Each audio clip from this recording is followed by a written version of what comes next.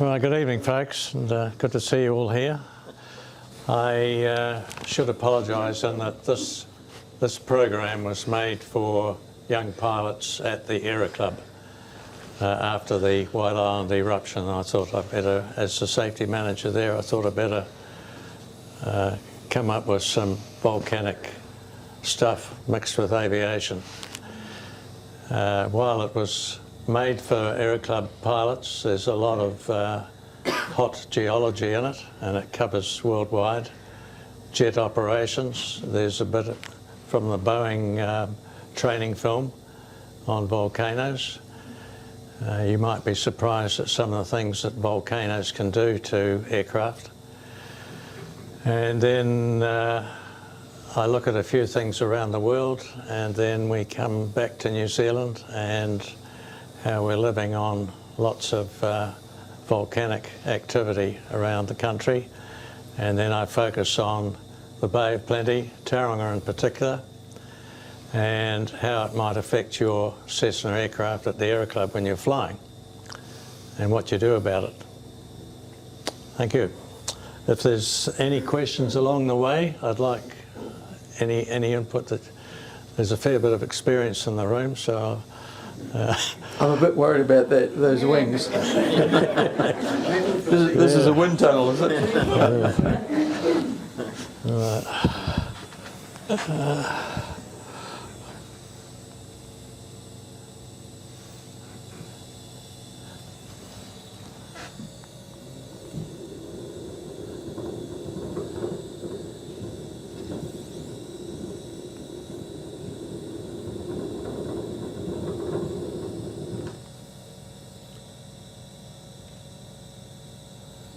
White Island.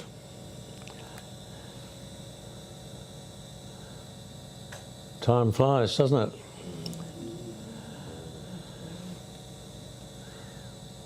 And the next slide's about a volcanic aircraft, which the name was pretty appropriate. And a family member of ours was out there flying nearly a year later.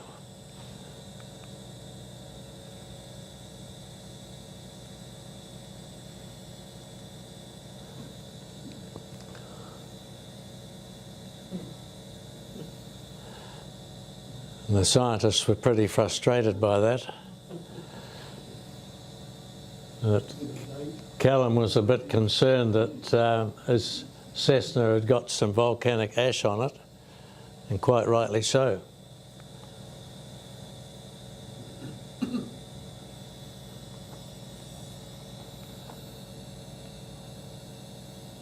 See it along the leading edge of that strut. It took him a long time to wash it down afterwards because it was all very sticky, and that was only a light coating.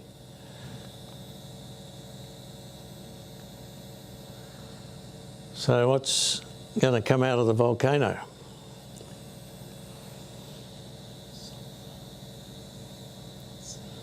Plenty of that.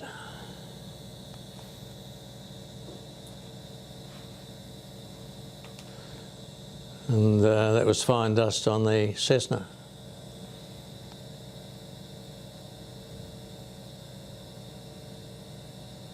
All sorts of gases. You don't think of volcanoes causing lightning, but it's quite a common phenomena in amongst all the debris that comes up out of the volcano. You get electricity moving around and lightning.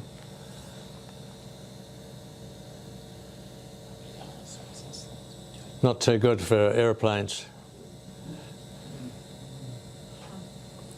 Have any of you seen a lava bomb? No. I think you might have. What's it look like? I'll show you in a minute. Oh, you see. Lava tongues, you would have seen that. They're all over Auckland in particular, like the Miola Reef.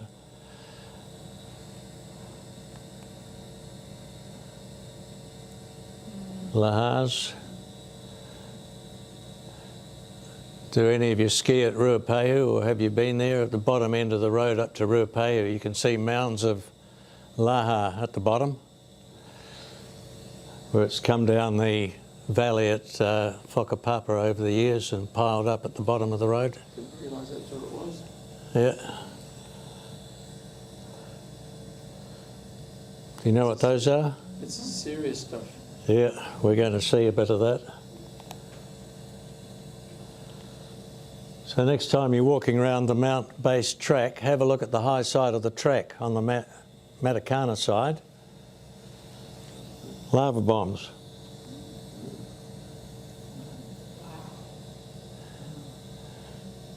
From thousands of years ago. And then sometime later, ash and pumice. And that's only a little bit of what's landed on Tauranga. Bruce, to give us some perspective, how big would that one on the right be, roughly? About half a metre. Sheesh. Yeah. Yes, that would make a dent in your wing.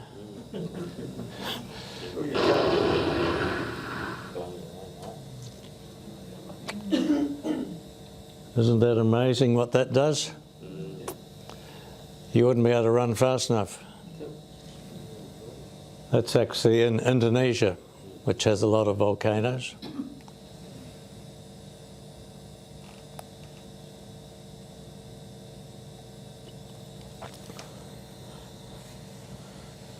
So the Ring of Fire, and we're only a small part of that down here. You've got up around the Tonga area, there's volcanoes, islands that have come out of the sea in recent years. The Vanuatu, New Hebrides, Solomons, and then all the way up through Indonesia, there's volcanoes everywhere.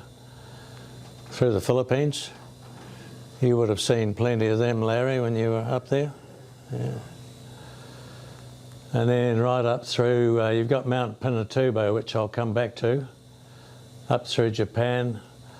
And there's various major volcanoes that we've experienced in the last, within memory anyway. Mount Redoubt, which we'll come back to, Mount St Helens, which was a biggie, and Puyahuye in Chile. Over here, we're going to have a look at Galunggung on the video, but just on the Sumatra side, between Sumatra and Java, is Krakatoa, which was a biggie. You've probably all heard of Krakatoa.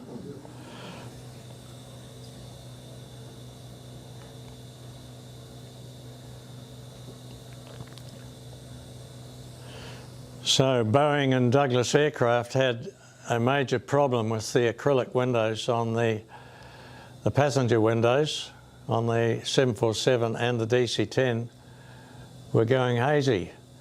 The pilot windscreens weren't, because they had a glass outer layer, and it took about 3 years for the aircraft manufacturers to work it out.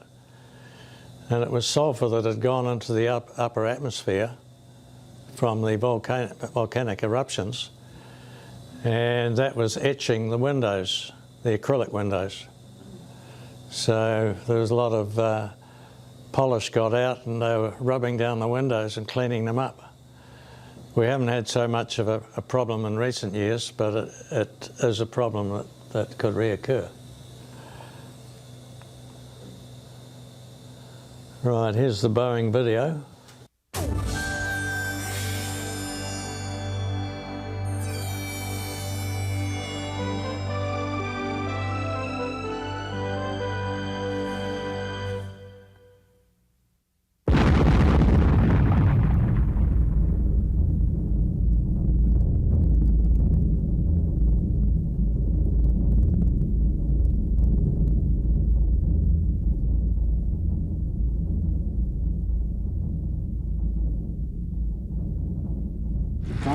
Jakarta, Mayday, Mayday. This is Speedbird 9. We have lost all 4 engines. Repeat, we have lost all 4 engines. Roger, Speedbird 9, Jakarta. Understand you have lost number 4 engine? Chicago, Seabird 9, Mayday, Mayday. We have lost all 4 engines. There is a possibility we may have to ditch.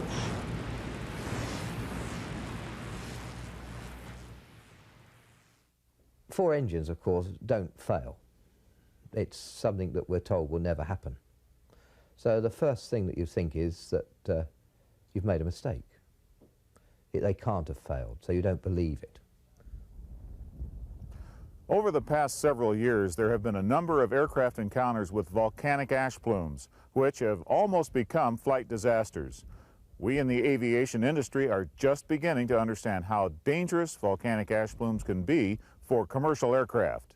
In this program, we will explain how volcanoes are affecting commercial aviation, take you through an ash encounter, and show you what it does to an airplane.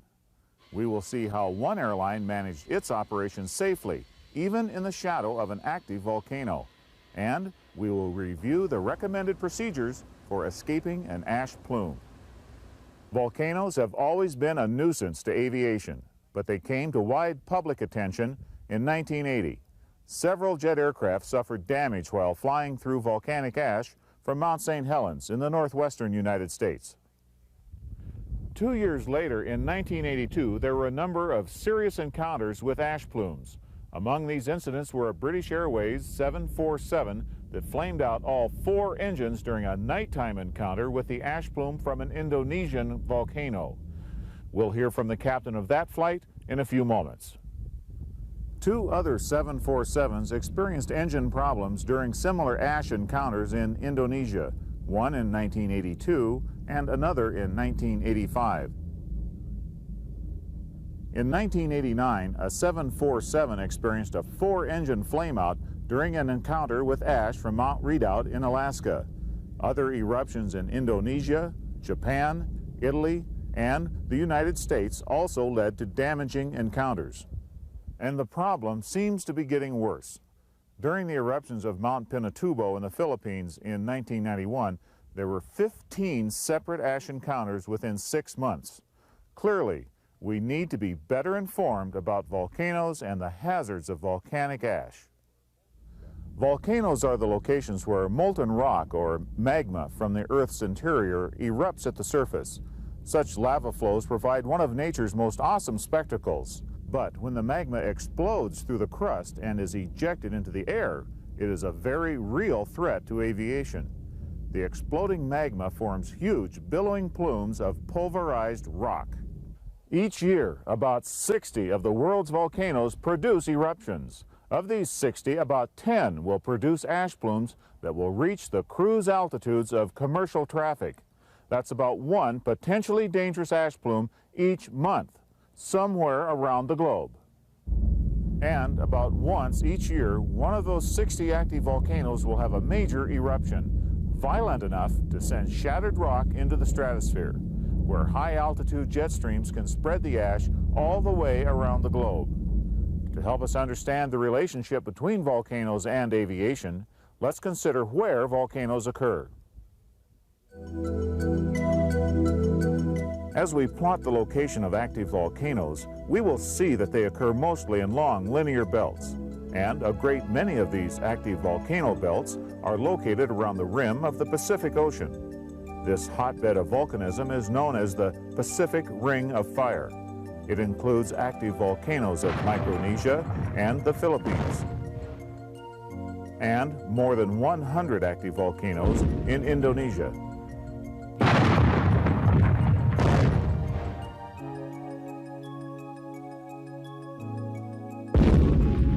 There are many volcanoes in Japan, along the Kamchatka Peninsula, and among the Aleutian Islands of Alaska. There are also active volcanoes in the Cascade Mountains of the western United States, and a great many volcanoes in Central America and all the way south through the Andes Mountains in South America.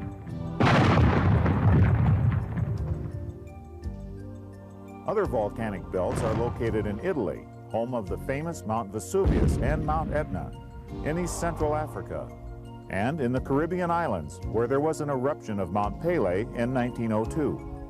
But the volcanoes of the Pacific Ring of Fire are of greatest concern to commercial aviation because many of the standard air routes pass right over these active volcanic regions, and many more are within reach of ash plumes generated by these volcanoes. To understand why volcanic eruptions are so hazardous to commercial jet aircraft, let's review some characteristics of volcanoes.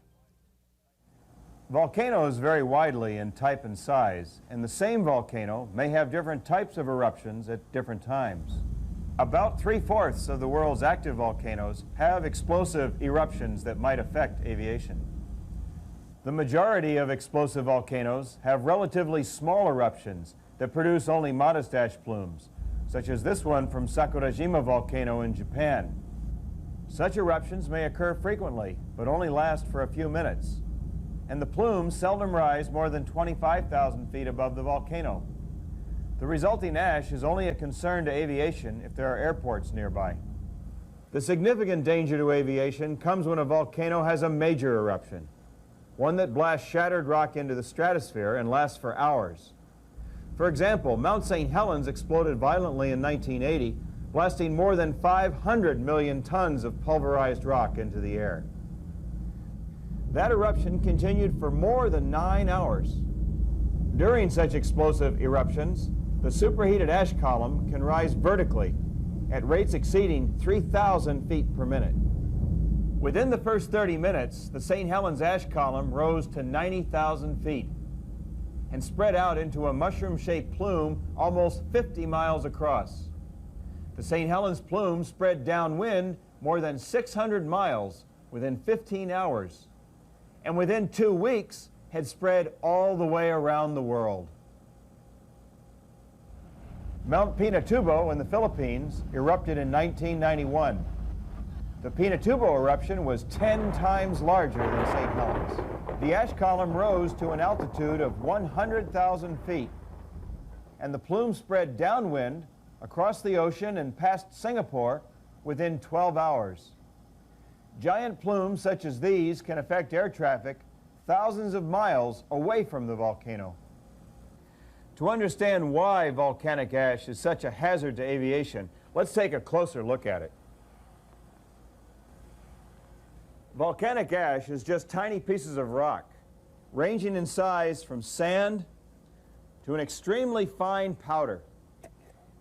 The very fine ash looks and feels a lot like soft talcum powder, but it's composed mostly of silicate minerals and glass. If we take a closer look at some typical ash through the microscope, we can see the rock particles and shards of glass. Note that many of the particles have very sharp edges. We've also found that some of these particles are quite hard, about as hard as tool steel, so the ash is extremely abrasive.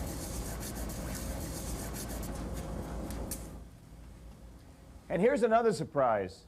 If we heat the ash up to about 600 degrees Celsius, it melts. This glass paperweight was made entirely from melted St. Helens ash.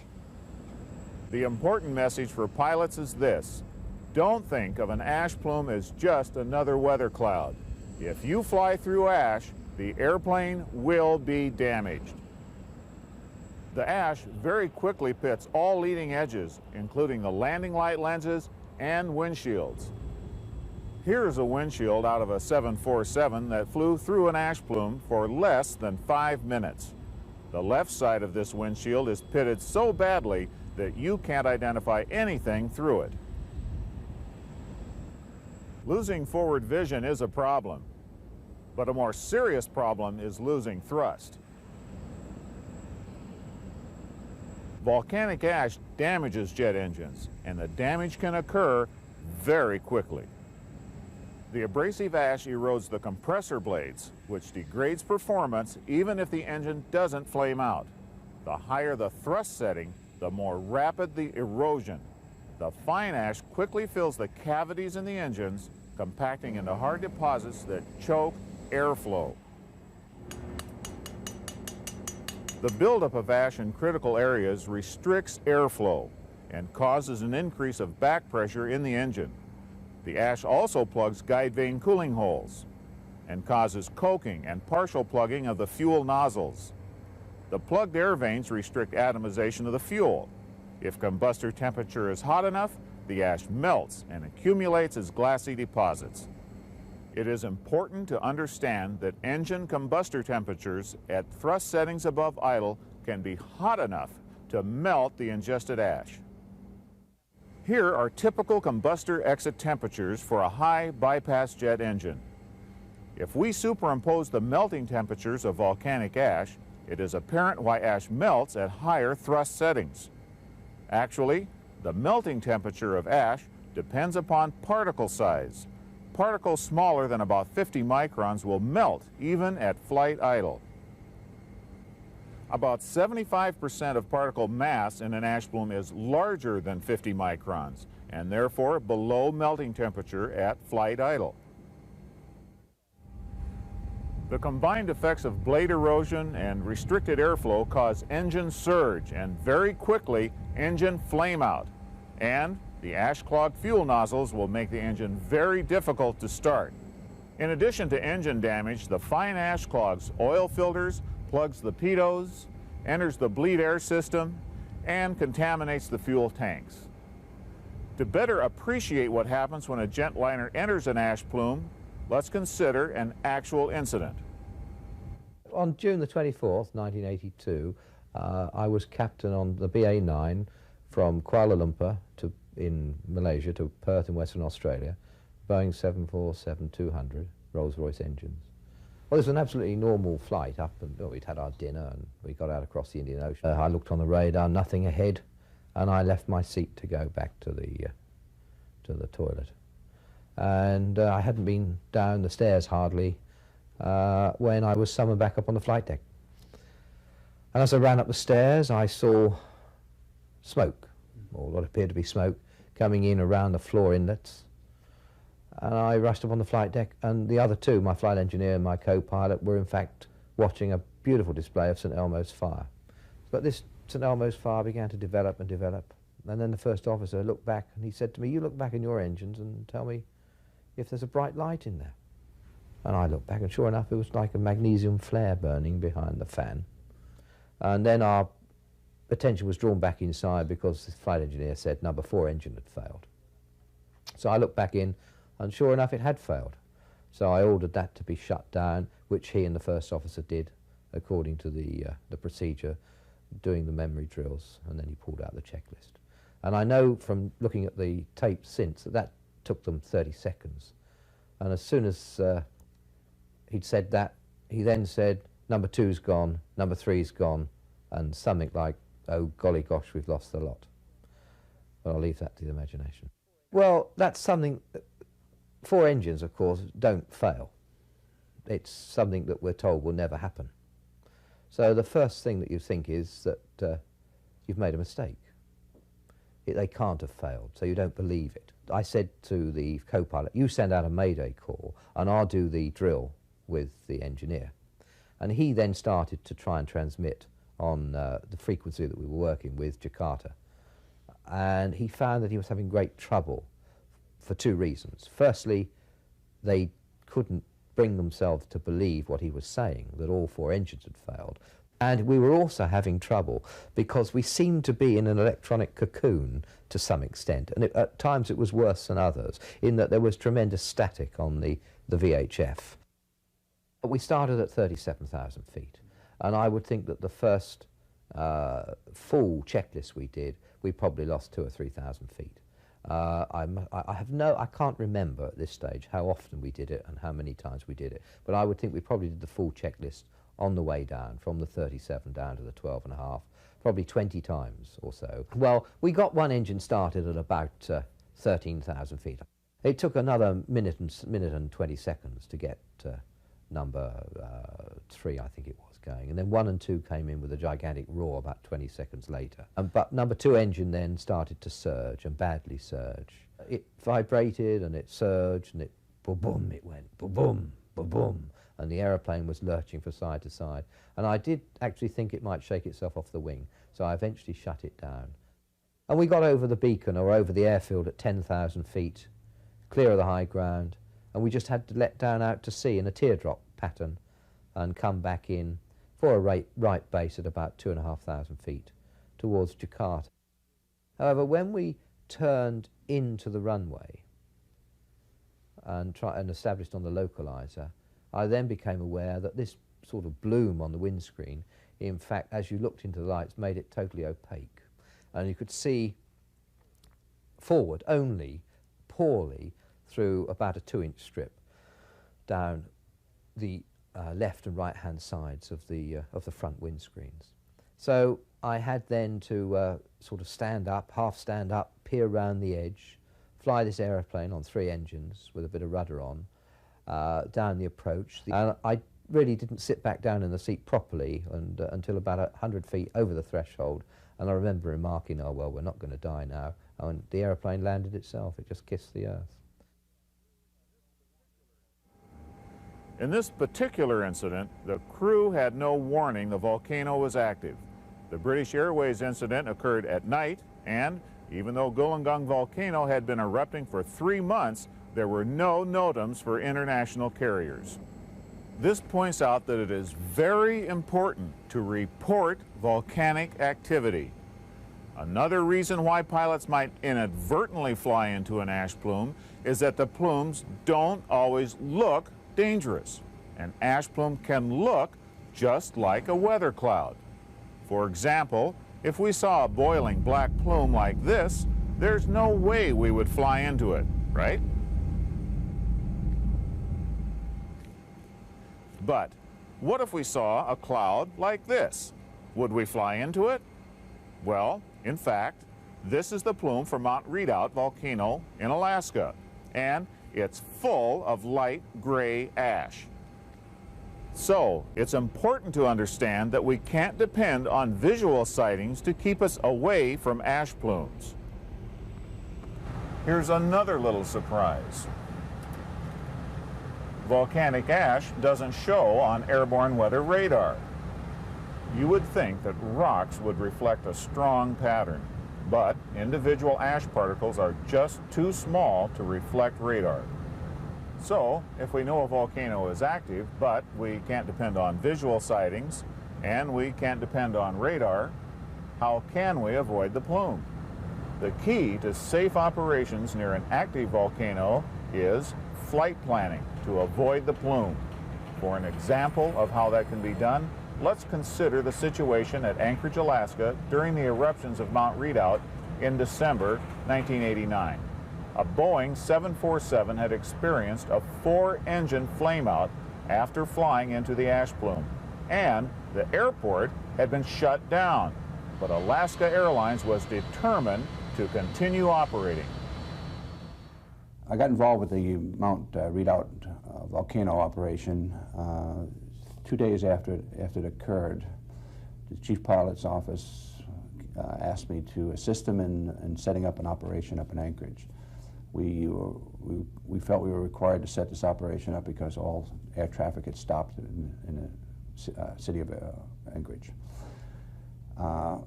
We realized that it was Christmas season. There was a lot of people stranded, and we had some 18 round trips a day that we had to get back into operation. Initially, when the mountain erupted, the NOTAM closed down the airport.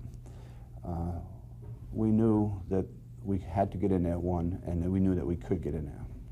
What happened was, this being the Anchorage airport, Mount Redoubt is in this vicinity.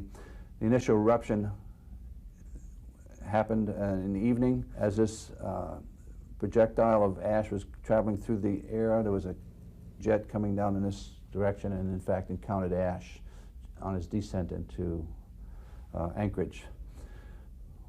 That eruption closed the Anchorage airport. It wasn't not so much the eruption as the fact that an aircraft had encountered ash and lost power in all 4 engines. That was the catalyst that alerted the aviation industry to the potential danger up there. From our experience observing the mountain on days that we could observe the mountain, we discovered that the plume, or the ash plume, resembled, if not looked exactly like, the clouds, the precipitation clouds or the moisture clouds in the area. We found it very difficult, if not impossible, to differentiate between clouds, fog, or ash plumes. Ash cloud resembles any other cloud. I happen to have here some Mount Redoubt ash, and I'll demonstrate exactly what it looks like.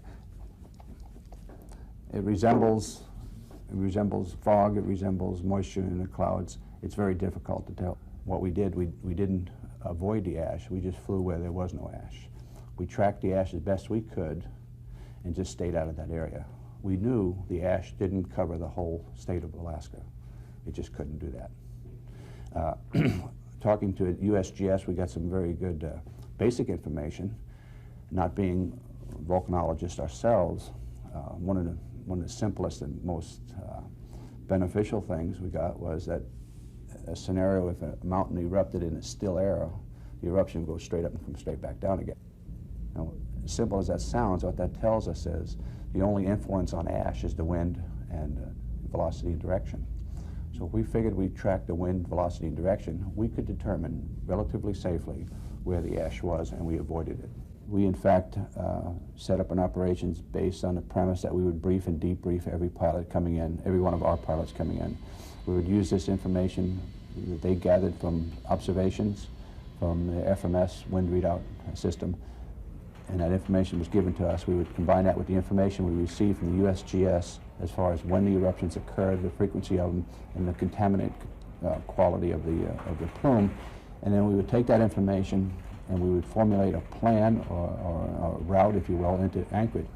When there was a report of any kind of contaminants in the plume, we made a special effort to avoid any area where that plume would be trajected to go.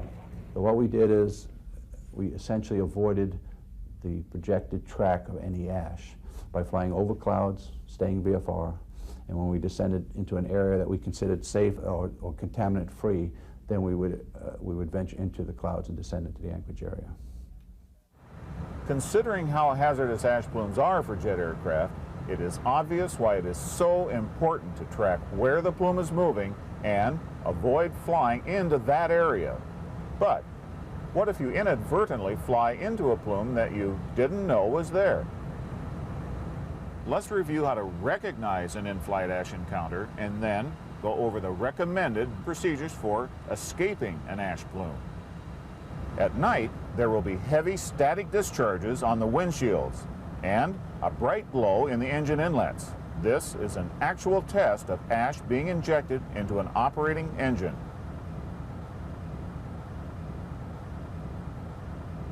Pilots have reported an acrid odor similar to electrical smoke. The smell of sulfur may also be detected.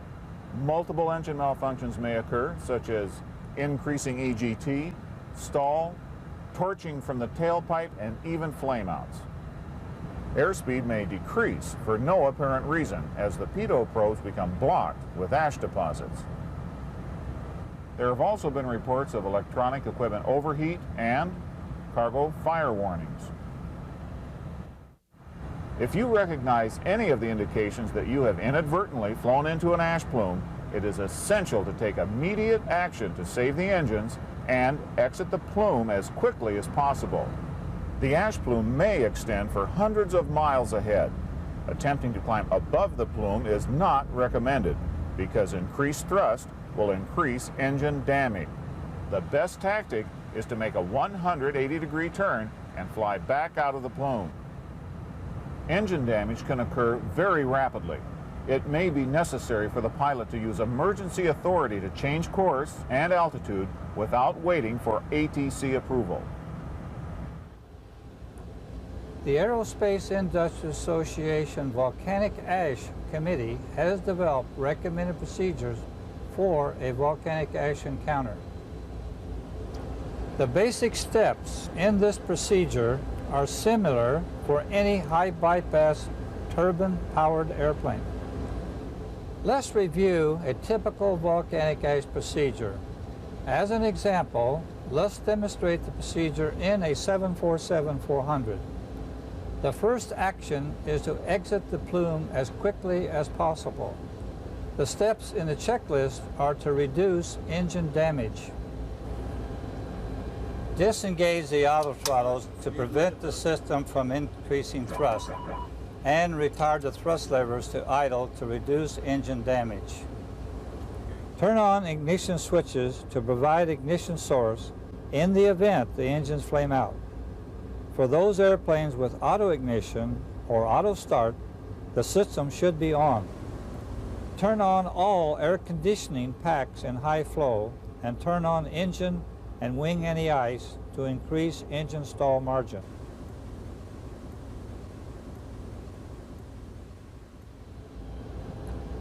The APU is not available in flight on the 747-400. However, on those airplanes where the APU is available in flight, it should be started to provide backup electrical power in the event engine generators trip off. If engines have flamed out or are in a non-recoverable stall, or if EGT is increasing beyond limits, shut down and restart. Activate ignition to prepare for engine restart. To clear the engine from a stall or high EGT, temporarily cut off the fuel. As soon as decreasing EGT indicates the engine has been shut down, a restart should be attempted. Ash-damaged engines may not start until clear of ash and airspeed and altitude are within the start envelope.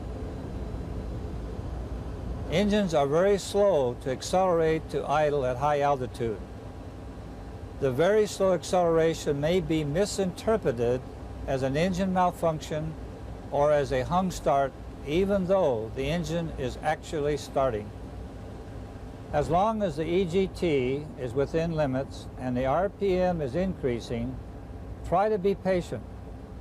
It may take 2 minutes for the engine to come up to speed. Monitor airspeed and pitch attitude. If airspeed is unreliable, establish the appropriate pitch attitude. Most airplane operations manuals have a chart for flight with unreliable airspeed, which provides pitch attitude and power settings to maintain a desired airspeed for different phases of flight. If all engines have flamed out and there is a loss of airspeed indications, 1 degree nose down will result in a satisfactory airspeed for engine start. Even with engines operating, airspeed may be unreliable. The INS or IRU ground speed indicator will provide satisfactory approach and landing speeds. And ground speed may be available from approach control during landing. There are also a few considerations for ground operations where ash is present. Obviously, a heavy ash falloff from a major eruption will close the airport, but there may be occasions where an airport has just a light dusting of ash, and operations can continue. To reduce blowing ash into the air, use the APU to start engines, and avoid static operation of engines above idle power. Use recirculation fans instead of air conditioning packs on the ground to prevent ingesting any ash into the air conditioning system. And avoid any use of the windshield wipers to prevent scratching the glass. During taxi, use all engines, but limit thrust to the minimum required for slow taxi speed to reduce the amount of ash stirred up. With 4-engine aircraft on narrow taxiways, avoid increasing thrust on the outboard engines. If any drifting ash is visible over the runway ahead, delay the takeoff roll until the ash has dissipated or at least settled. To prevent ingesting ash into the engines, use a rolling takeoff technique. Remember, it is very important to avoid ingesting ash into the engines at high thrust settings. One additional concern is that volcanic ash is very slippery when wet. Volcanologists, pilots, operations planners, and traffic controllers are rapidly learning how to cooperate in reporting ash plumes. The AIA Volcanic Ash Committee is studying ways to provide better information on volcanic activity to assist pilots in avoiding ash encounters. Perhaps in a few years we will have instantaneous tracking and reporting of volcanic explosions. We will eventually have onboard ash detecting systems. But until we have such systems available, it is very important for flight crews, dispatchers, and air traffic controllers to understand the dangers of volcanic ash and take whatever steps are necessary to avoid volcanic ash encounters. I think that pilots still go into these volcanic plumes and the ash that they leave because they're unaware how dangerous they are. They're just not listening, it would seem to me. And the sooner they learn, the better.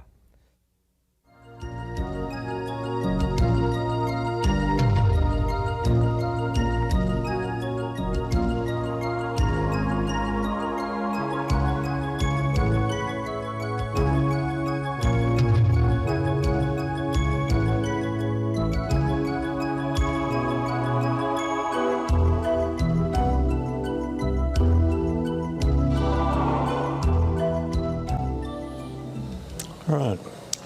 Any questions or points about that film? I laboured it a bit. Yeah, given the date on that film, it just went through the screen now, so that's quite some time back. But one of the last comments was about ash detecting equipment in the 30 years or whatever.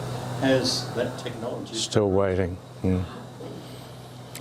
Satellites are helping, and I'll get to that shortly. Yeah. Isn't there a volcano erupting right now in Iceland?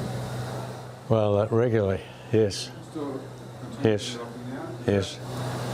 There are no plan for flights at the moment? I haven't, I'm not aware of that, but yeah.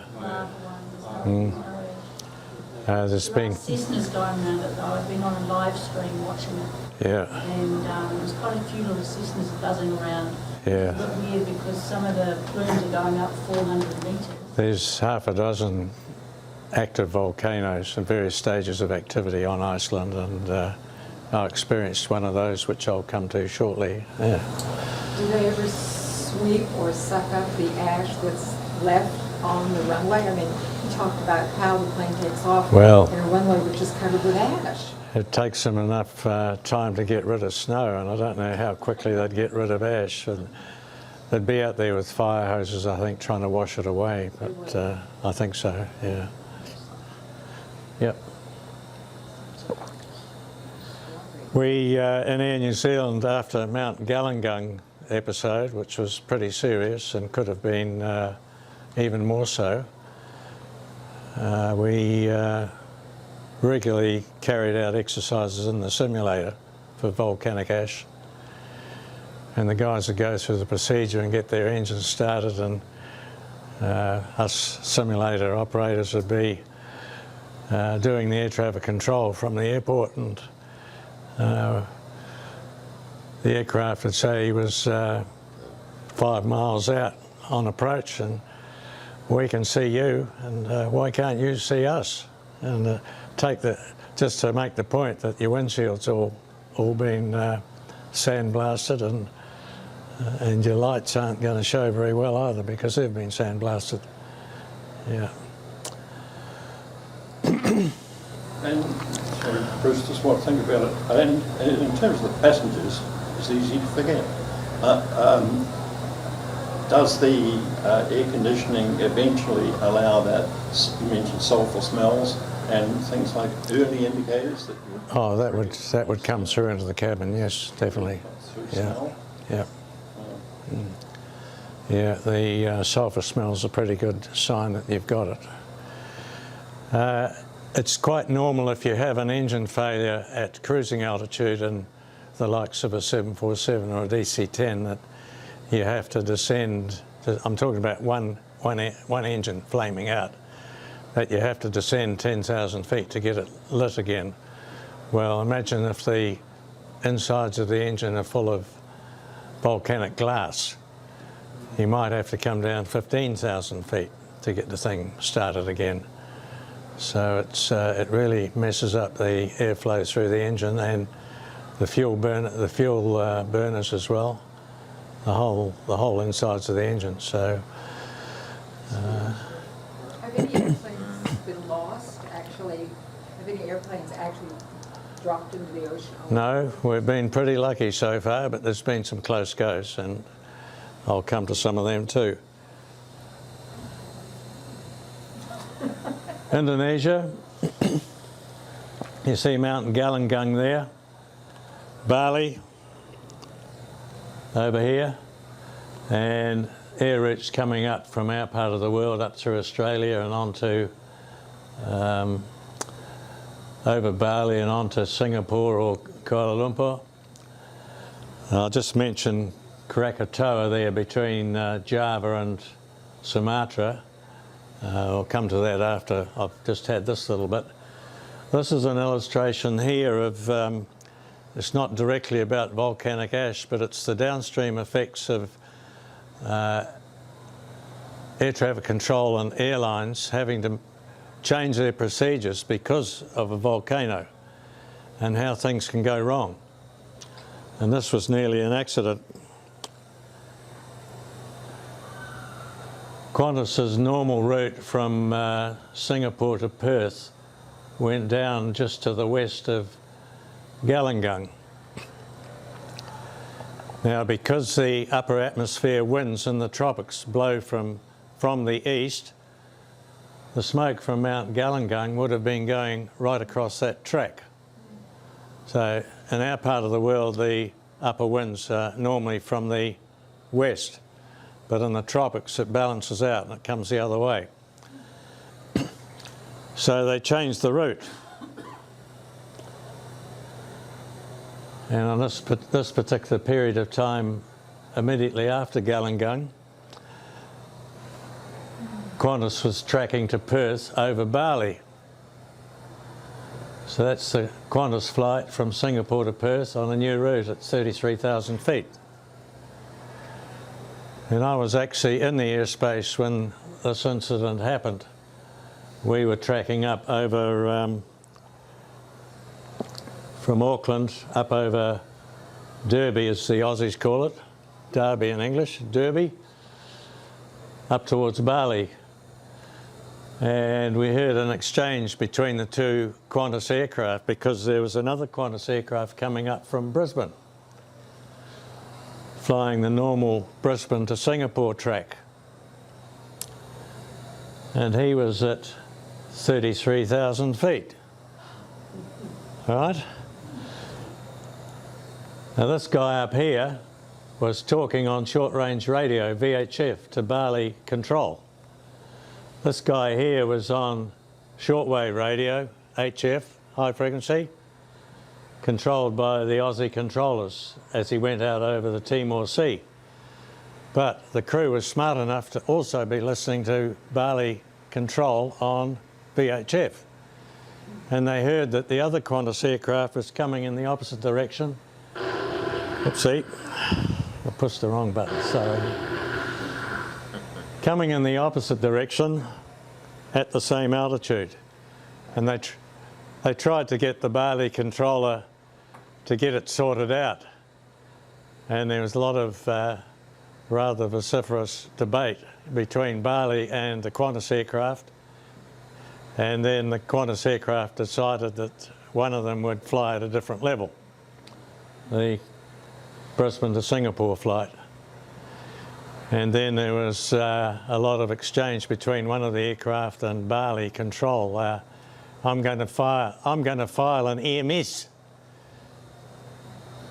Bali,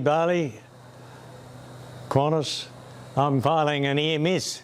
Do you know what an EMS is? And this went on, and eventually nothing happened from Bali. Bali wasn't even admitting anything. So the paperwork went in subsequently. I don't know what happened, but there you go. Yeah.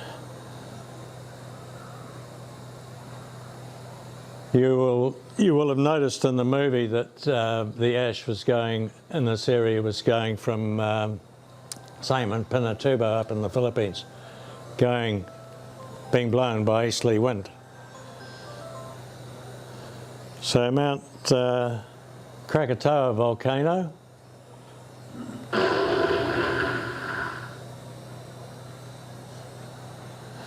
Pretty phenomenal that they heard it go off in Perth, wasn't it? 1,700 nautical miles away. And the people in the surrounding islands they weren't actually killed by stuff coming out of dropping on them. They were killed by the pyroclastic flow that went out across the sea when all the rubbish came back down on Krakatoa and flowed out. And it cooked these people in their villages, came up under their houses and on all the islands around the area. Thousands of people killed.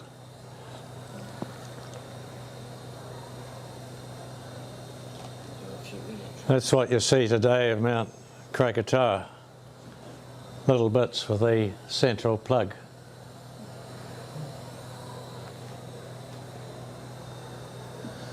Right, this aircraft was mentioned in the Anchorage one. Had 4 engines flame out. It was a brand new 747. And unfortunately for them, they arrived in early morning daylight, approaching Anchorage, in between passes of the satellite going over the top, which would have picked up the eruption of Mount Redoubt. But in this case, the satellite wasn't there at the moment, and these guys sucked in the ash. They did pretty well starting their engines again by 15,000 feet. And you will have noticed in the film that Alaska Airlines had quite a bit of experience operating in volcanic ash conditions and avoiding the ash, but continuing operation. And I'm coming to that in a moment too.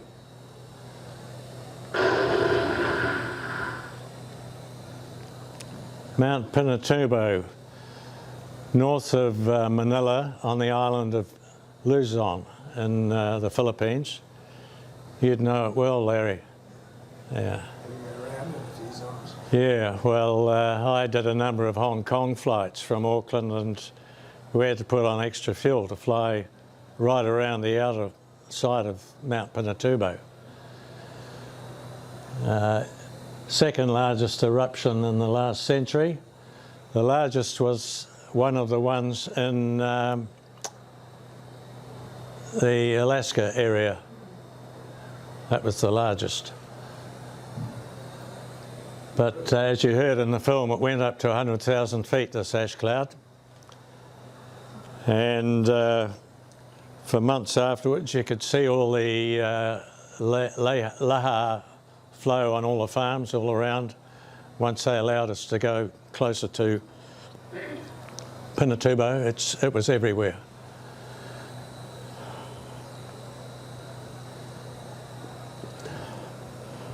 So Manila's down off the screen down about here. There's the old Clark Air Force Base that the Americans had, and there's Pinatubo and all the mudslides that came down off it.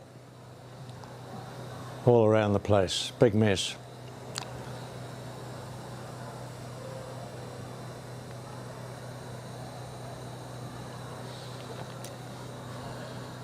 Mount Oshima, in fact it's an island off the mouth of Tokyo Bay, and we would regularly be flying into New Tokyo Narita in darkness, and you can see the red lava on Oshima on your way in. It didn't go bang at all, it was just seeping lava. But you always knew it was there. It was only a small island, and people still living on the island. Mount Unzen, or Unzendaki, is on the island of Kyushu, to the southwestern side of Japan. And I flew several charter flights into Fukuoka, down on Kyushu, one end of Kyushu, and we had to work our way around this one, avoiding the ash. At the other end of the island there's another volcano near Kagoshima City called Sakurajima. And there are times when the school kids at Kagoshima walking to school have to wear hard hats because of the rubbish coming out of the local volcano. But they still walk to school. I don't think they have masks, or they don't think they had masks. They probably got masks now.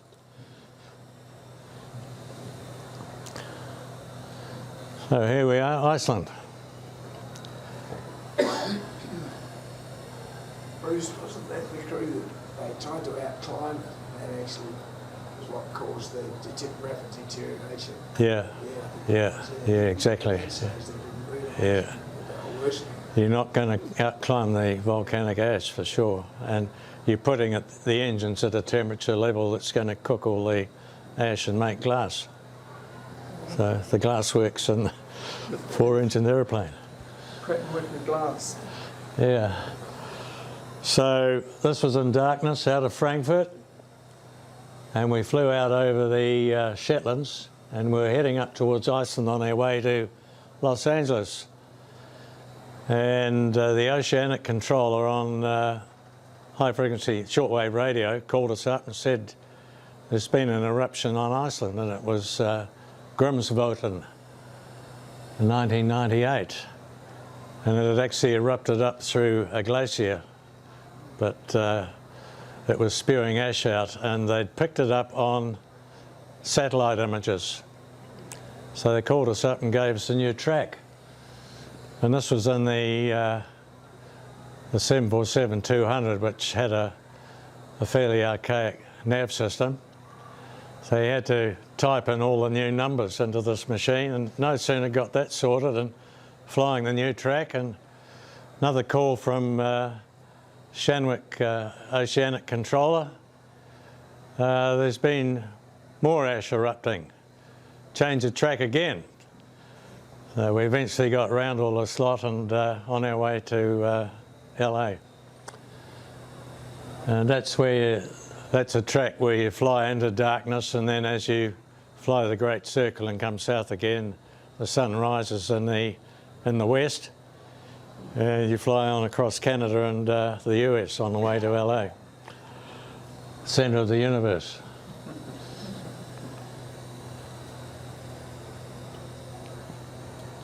Do any of you remember Puye Huye letting go, and one of many in South America? And I've been around Patagonia where the landscape's been destroyed by ash from Chilean volcanoes drifting over into Argentina and destroyed all the plant life. But this stuff this one had a pretty big eruption. We're a nation of innovators, and we've been innovating for a long time, and in aviation we've been innovating even before Richard Pearce in 1903. So the New Zealanders had already spoken at length, flight operations, had spoken with Alaskan Airlines and asked them about their procedures and how they flew below the ash and around the ash. And the airline learnt from that.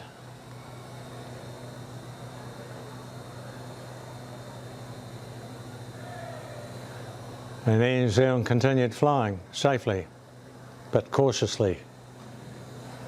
No damage to the airplanes? No. No, I thought that was a pretty smart move. I wondered how that went. Yeah. ICAO, this is the United Nations aviation body based in Montreal in Canada. So we've got an ash advisory centre in Wellington. Our northernmost volcano is where? Ireland. Yeah, the Rail Island area, Kermadec. And our southernmost one? Erebus, and it's active too. Yeah. So you'll see that Wellington's got a pretty large area that it's keeping an eye on. Washington's got a lot of volcanoes in it, and then Tokyo's covering this area, and Darwin's covering all of Indonesia and part of the Philippines. And there's a number of volcanoes, well, he said 100 across Sumatra and Java. I mean, numerous volcanoes going off there. Another big one's Mount Merpati on Java. And there's Mount Mayon on Luzon as well. Yeah, all those islands are formed by volcanoes. Do all those centres send information to all the other centres? I mean, are Yes, complete information sharing, definitely. So this is aviator speak, but there's a Met Service handles volcanic watch.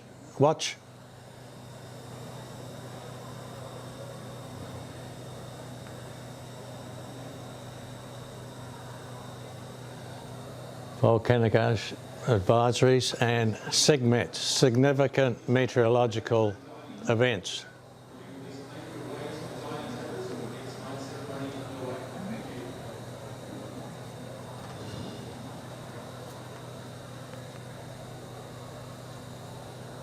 That last thing counts for a fair bit. They know a lot more about it now, but they still haven't got airborne sensors, London, so.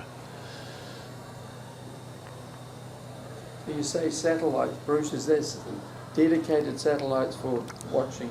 Couldn't answer that. I think they're the meteorological ones, okay. But yeah.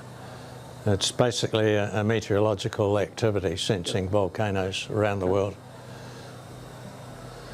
So we'll come a bit closer to home.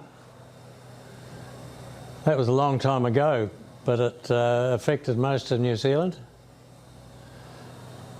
And the thing is, there's still hydrothermal vents in the bottom of Lake Taupo gushing hot water. So it hasn't died completely yet, but when it went off 26,000 years ago, it was a biggie. And you can see 40 centimetres is within this, so 40 centimetres of ash right here from Lake Taupo. It got as far as the Bombay Hills and fell back on itself. The flow across the plains there, they found that. But even down in Dunedin, they got an inch of ash.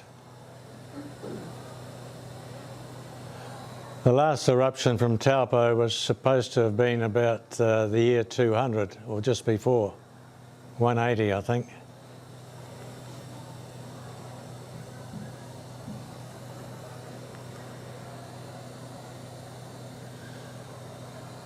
Isn't it beautiful? I know at least one person in the room who's been to the top of that mountain. Well, that's two. Yeah. Beautiful and peaceful, isn't it? And extinct.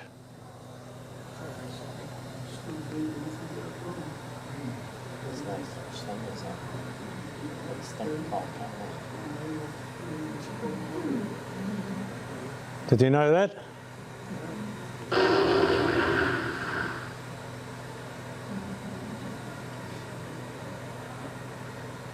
Did you know this?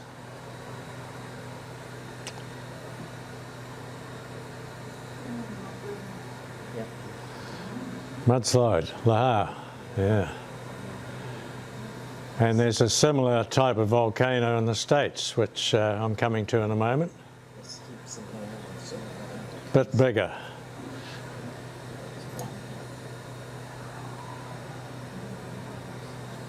Heard of Mount St. Helens? Yes.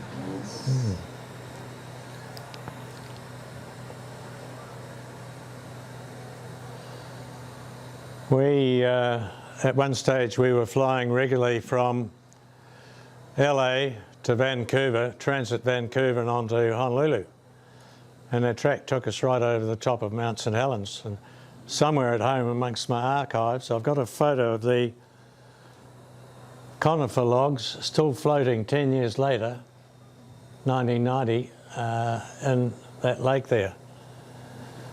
Yeah, because it wiped them all off the side of the mountain. Similar formation of volcano to Taranaki, stratovolcano, layers of ash and lava, but just building up over time. But somewhat bigger than Taranaki. And there's a number of volcanoes. There's Mount Shasta in the northwest states. There's a whole row of them up there. Somebody mentioned Ruapehu before. Do you remember this one? Yeah. Made the mountain pretty dirty, didn't it?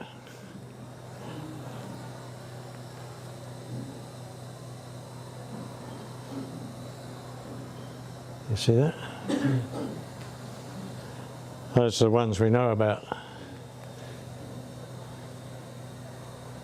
Look at that. I well remember being down in Cadrona, sitting in a chairlift, going up the hill, and I started talking to the couple beside me. Where are you from? Oh, we're from Gisborne. Oh, why aren't you skiing at Whakapapa? And I said, well, it's shut.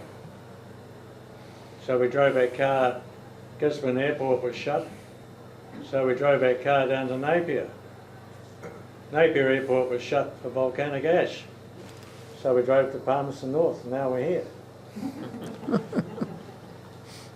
That's not all that long ago. No. Look at that. Satellite photo. That was in the Herald. So the upper winds are blowing from the west, right? Southwest.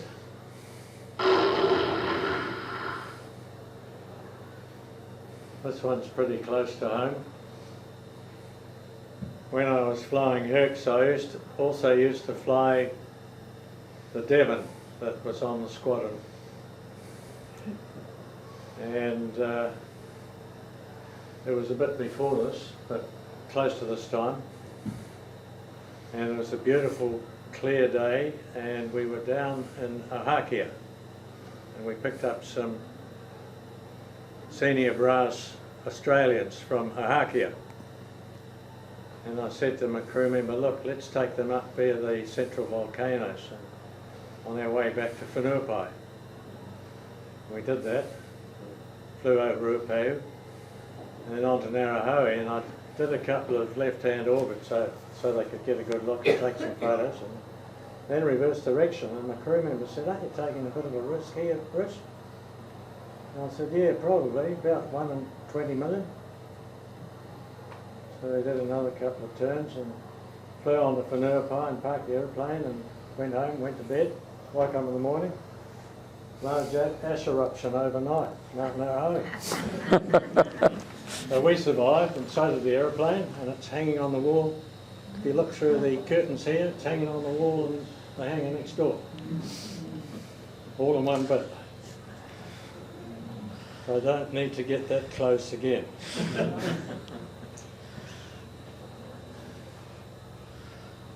Coming closer to Tauranga.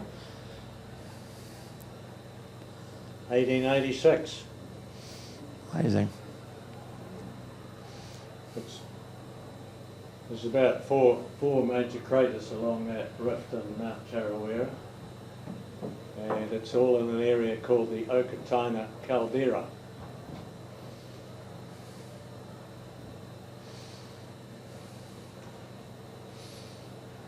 So we got some ash in Tauranga from that. We got a lot around here, 3 feet of it, and the west winds blew it out towards Wakatani. My great-grandfather, Albert Benner, was the postmaster of Makatu. Wow. Because all of the telegraph wires around Rotorua had been damaged. He was the point man for all communications. Oh, wow. For Wellington and Auckland. They had, at Makatu, they had 3 inches. He Wow. ordered it 3 inches on his cabbage patch.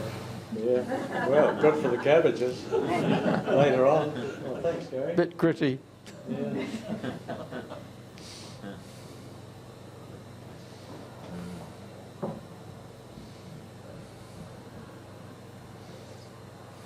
Did you all know that?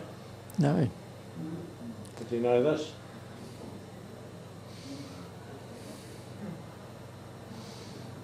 Hamilton Lake, you wouldn't even imagine it, but that was significant here because they had to dig the septic tanks.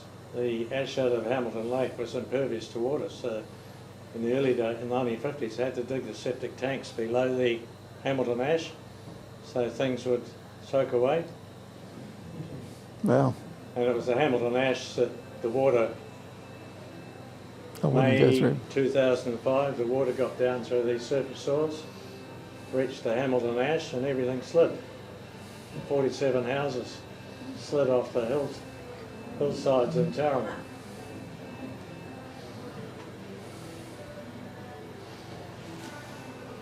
So you've arrived.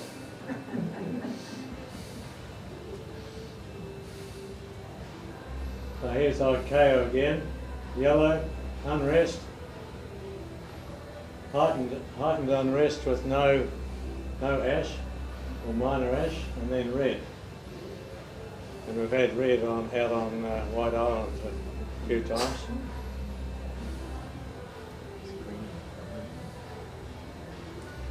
So this is for the aviators, the young aviators. We've talked about that. Sulphur. St Elmo's fire, that's sparking across the windshield caused by static electricity amongst the dust that's impacting on the windshield. It's also a good warning that you're about to be struck by lightning, and I had that once too. It snuffed 2 engines out when we were climbing out of Narita. But, tell you about that on another day.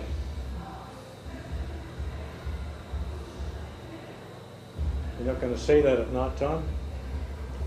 And daytime, it might be an ordinary cloud or it might be volcanic ash, and you won't necessarily know.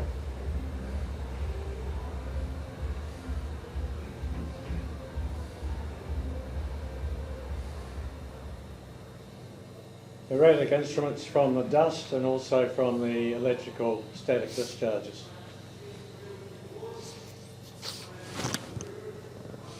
So what do? What did you see on the movie? 180 degrees. Why do you turn 180 degrees when you could turn 90 degrees?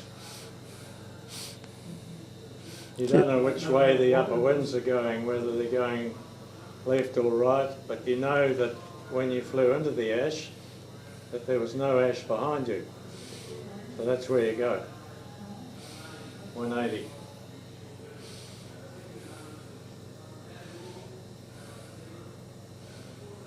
Interesting. Make sense? Yep.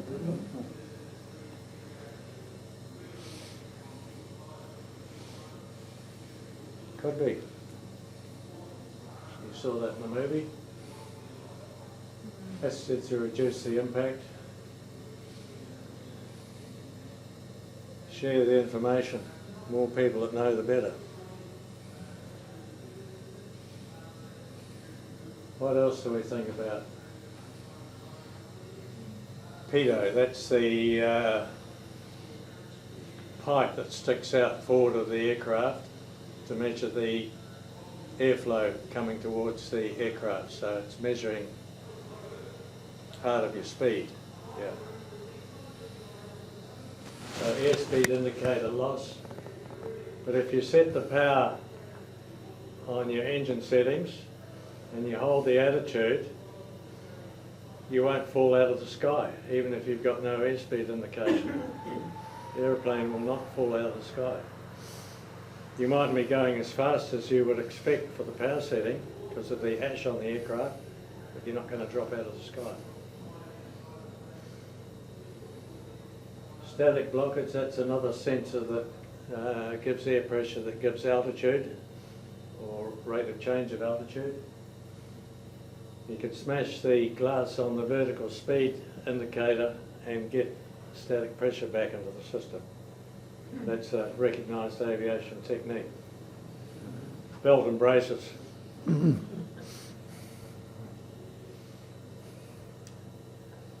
I should explain this. If you use carburetor heat, you're getting ash coming in you could get ash coming in the intake that feeds the hot air side of the carburetor heat system, or you can have engine icing. So you've got a choice of ash in your engine or ice. So that's something you have to weigh up. And which would you prefer? Depend where you are.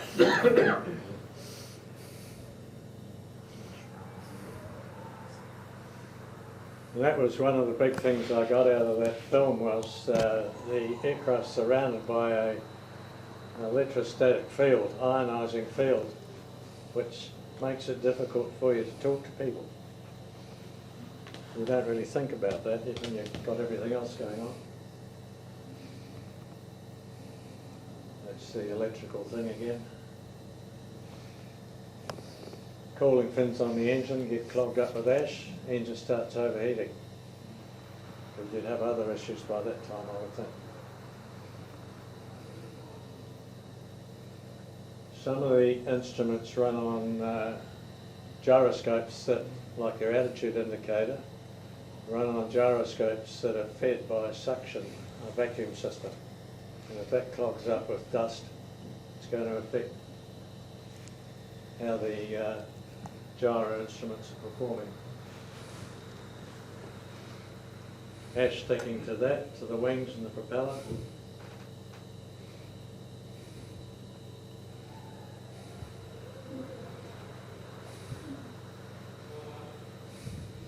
So keep your options open. You wouldn't want to put the aircraft down on a lava flow or a pyroclastic flow.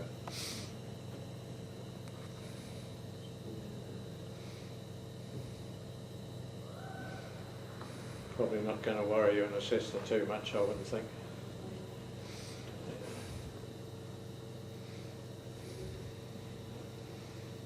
So the first half of this report form is you'd make over the radio, and then the second half, that's sort of information they're looking for.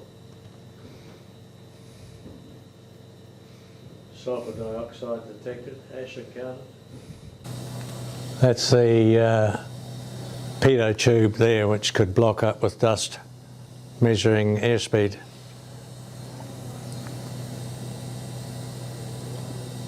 The radio aerial. Stall warning system runs on a little vane on the leading edge of the wing, and that could get stuck up too.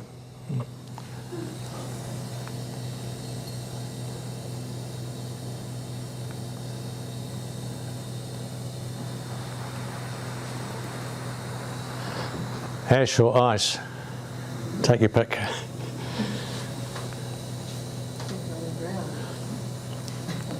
So inside here, between the shaft going to the prop and the generator, there's a belt going around there, and the belt can get damaged by the ash. Drive belt, pulley belt. So I've been telling you about stuff that happened 26,000 years ago, nearly 2,000 years ago. So what's the big deal? Could happen again. Rotorua Airport, Lake Tarawera, Mount Tarawera, Lake Okataina, up here, Makatiti Dome. And things are happening.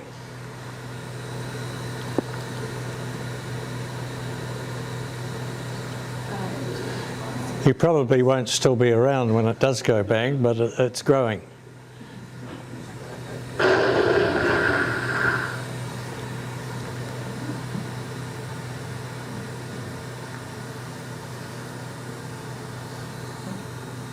Any questions or comments anybody wants to add? I'm never flying again. Why is it possible to start the engines usually at a lower altitude? Why is it possible? Yeah. Denser air. Yeah, so you've got more airflow coming through the engine. Yeah, but you'll never ever restart an engine that's flamed out under normal conditions at cruising altitude. In these turbofan aircraft, you've got to be lower where you've got denser air. More oxygen. Yeah.